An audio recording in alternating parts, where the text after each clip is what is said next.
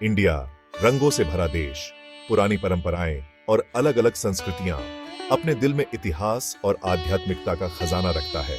बिहार अक्सर इसे भारतीय सभ्यता का पालना भी कहा जाता है। बिहार के उपजाऊ मैदानों ने साम्राज्यों का उत्थान और पतन, धर्मों का जन्म और कला और ज्ञान का विकास देखा है। नालंदा के प्राचीन विश्वविद्यालय से लेकर बोधगया में पवित्र बोधि वृक्ष तक बिहार भारत के समृद्ध अतीत और उसकी स्थायी विरासत का प्रमाण है।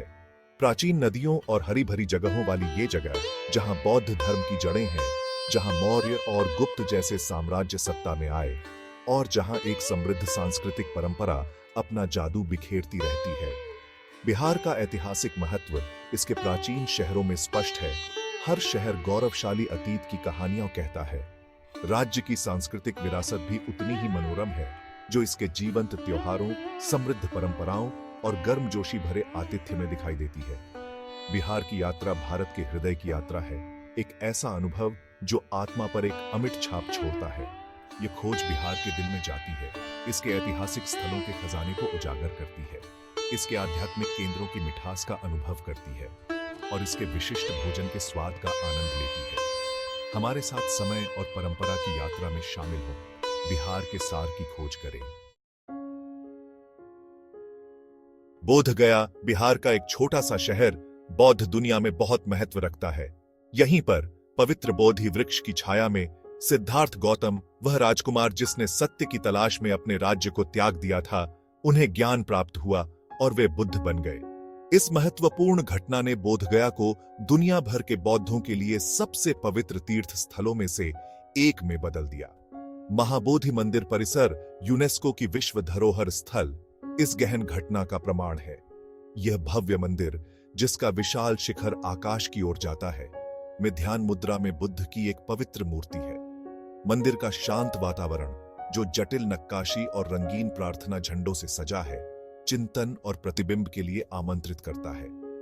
मंदिर के बगल में पूजनीय बोधि वृक्ष है, जो उस मूल वृक्ष का प्रत्यक्ष वंशज है जिसके नीचे बुद्ध को ज्ञान प्राप्त हुआ था। दुनिया के सभी कोनों से तीर्थयात्री यहाँ इकट्ठा होते हैं, प्रार्थना करते हैं, ध्यान करते हैं और उसी स्थान से प्रेरणा लेते हैं जहां बुद्ध की आध्यात्मिक यात्रा समाप्त हुई थी। बोधगया का वातावरण गहन शांति और मिठास से भरा है। भिक्षुओं का मधुर जप, धूप की सुगंध और प्रार्थना में लीन तीर्थयात्रियों का दृश्य एक ऐसा माहौल बनाते हैं जो भाषा और संस्कृति की सीमाओं से परे है। बोधगया की यात्रा केवल एक तीर्थ यात्रा नहीं है, यह एक परिवर्तनकारी अनुभव है जो किसी के अस्तित्व के मूल को छूता है। बिहार के बीचों बीच हरे भरे खेतों के बीच नालंदा के खंडहर हैं, जो भारत के गौरवशाली अतीत को सीखने के केंद्र के रूप में दर्शाते हैं। 5वीं से 12वीं शताब्दी ईस्वी तक सक्रिय नालंदा विश्वविद्यालय ज्ञान का प्रकाश स्तंभ था, जो चीन, कोरिया और तिब्बत जैसे देशों से विद्वानों और छात्रों को आकर्षित करता था। यह प्राचीन विश्वविद्यालय, जो विश्वविद्यालय की आधुनिक अवधारणा का अग्रदूत था, संस्कृतियों का संगम और बौद्धिक चर्चा का केंद्र था। नालंदा के विशाल परिसर में व्याख्यान कक्ष, पुस्तकालय, मठ और ध्यान केंद्र थे। इसकी दीवारों के भीतर हजारों छात्र रहते थे, जो बौद्ध धर्म ग्रंथों, दर्शन, खगोल विज्ञान, गणित और चिकित्सा सहित कई विषयों में ज्ञान प्राप्त करते थे। शैक्षणिक उत्कृष्टता के लिए विश्वविद्यालय की प्रतिष्ठा पूरे एशिया में प्रसिद्ध थी, जो उस युग के कुछ प्रतिभाशाली लोगों को आकर्षित करती थी। 12वीं शताब्दी में आक्रमणकारियों द्वारा नालंदा का विनाश सीखने की दुनिया के लिए एक दुखद क्षति थी। हालांकि खंडहर, खुदाई और आंशिक रूप से बहाल भारत के बौद्धिक कौशल और दुनिया में उसके योगदान की एक शक्तिशाली याद दिलाते हैं। नालंदा के खंडहरों से गुजरते हुए व्यक्ति लगभग प्राचीन व्याख्यानों और वाद विवादों की गूंज सुन सकता है, जो ज्ञान की स्थायी शक्ति का प्रमाण है।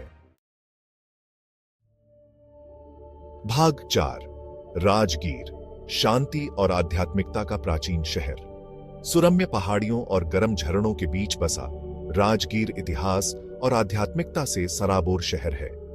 कभी शक्तिशाली मगध साम्राज्य की राजधानी, राजगीर ने बौद्ध धर्म और जैन धर्म दोनों के विकास में महत्वपूर्ण भूमिका निभाई। यहीं पर बुद्ध ने अपने कई महत्वपूर्ण धर्मोपदेश दिए, जिससे इस शांत शहर में बड़ी संख्या में लोग आकर्षित हुए। राजगीर का ऐतिहासिक महत्व उसकी प्राकृतिक सुंदरता के साथ जुड़ा हुआ है। शहर के चारों ओर की पहाड़ियां प्राचीन गुफाओं से युक्त हैं, जहां बुद्ध और उनके शिष्य ध्यान करते थे। गिद्धकूट, जिसे गिद्ध की चोटी के रूप में भी जाना जाता है, ऐसा ही एक स्थान है जिसे उस स्थान के रूप में माना जाता है जहां बुद्ध ने अपनी कई महत्वपूर्ण शिक्षाएं दी थीं। पहाड़ी की चोटी से मनोरम दृश्य लुभावने हैं, जो शांति और सुकून का एहसास कराते हैं। माना जाता है कि राजगीर के गर्म झरनों में औषधीय गुण हैं, जो सदियों से पर्यटकों को आकर्षित करते रहे हैं। ब्रह्मकुंड, एक पवित्र गर्म झरना, विशेष रूप से पूजनीय है, जहां तीर्थयात्री शुद्धि और उपचार के लिए इसके पानी में डुबकी लगाते हैं। इतिहास, आध्यात्मिकता और प्राकृतिक सुंदरता का राजगीर का अनूठा मिश्रण इसे वास्तव में मनोरम गंतव्य बनाता है। भाग 5, पटना, इतिहास और संस्कृति का संगम। बिहार की राजधानी पटना पवित्र गंगा नदी के तट पर स्थित है। 2 सहस्त्राब्दियों से अधिक के इतिहास के साथ पटना ने साम्राज्यों का उत्थान और पतन, संस्कृतियों का उतार चढ़ाव और परंपराओं का विकास देखा है। यह प्राचीन शहर, जिसे कभी पाटलिपुत्र के नाम से जाना जाता था, मौर्य और गुप्त जैसे शक्तिशाली साम्राज्यों की राजधानी के रूप में कार्य करता था, जो भारत के इतिहास को आकार देने में महत्वपूर्ण भूमिका निभाता था। आज पटना एक जीवंत महानगर है, जो पुराने और नए का मिश्रण है। शहर की ऐतिहासिक विरासत इसके असंख्य स्मारकों, प्राचीन मंदिरों और संग्रहालयों में स्पष्ट है। पटना संग्रहालय में कलाकृतियों, मूर्तियों और चित्रों का एक विशाल संग्रह है, जो बिहार के समृद्ध इतिहास और कला की झलक पेश करता है। गोलघर, ब्रिटिश राज के दौरान बना एक विशाल अन्न भंडार, शहर और गंगा नदी के मनोरम दृश्य प्रस्तुत करता है। सिखों के लिए पटना एक विशेष महत्व रखता है, क्योंकि यह 10वें सिख गुरु गोबिंद सिंह का जन्म स्थान है। तख्त श्री पटना साहिब सिख धर्म के 5 सबसे पवित्र पूजा स्थलों में से एक, दुनिया भर से भक्तों को आकर्षित करता है। पटना अपने ऐतिहासिक खजाने, धार्मिक महत्व और जीवंत संस्कृति के साथ अपने आगंतुकों को एक बहुआयामी अनुभव प्रदान करता है। भाग 6, वैशाली, लोकतंत्र का पालना। प्राचीन शहर पटना के पास स्थित वैशाली भारत के इतिहास में दुनिया के सबसे पुराने गणराज्यों में से एक के स्थल के रूप में एक अद्वितीय स्थान रखता है। 6ठी शताब्दी ईसा पूर्व के आसपास स्थापित वैशाली गणराज्य प्राचीन भारत में लोकतांत्रिक शासन का एक उल्लेखनीय उदाहरण था। गणराज्य शासित था निर्वाचित प्रतिनिधियों की एक सभा द्वारा, जो शासन की एक प्रगतिशील और भागीदारी प्रणाली का प्रदर्शन करती है। वैशाली का संबंध बौद्ध धर्म और जैन धर्म से भी है। यहीं पर जैन धर्म के अंतिम तीर्थंकर महावीर का जन्म हुआ था। बुद्ध ने अपने जीवन काल में कई बार वैशाली का दौरा किया, धर्मोपदेश दिए और बड़ी संख्या में अनुयायियों को आकर्षित किया।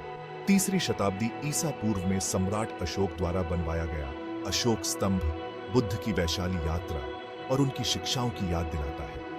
वैशाली के प्राचीन खंडहर, जिनमें संसद भवन, स्तूप और मठ के अवशेष शामिल हैं, शहर के गौरवशाली अतीत की झलक पेश करते हैं। यह स्थल बौद्धों और जैनियों दोनों के लिए तीर्थ स्थल बना हुआ है, जो अपने आध्यात्मिक नेताओं को श्रद्धांजलि अर्पित करने और लोकतंत्र और अहिंसा के सिद्धांतों पर विचार करने आते हैं, जिनका वैशाली प्रतिनिधित्व करता था।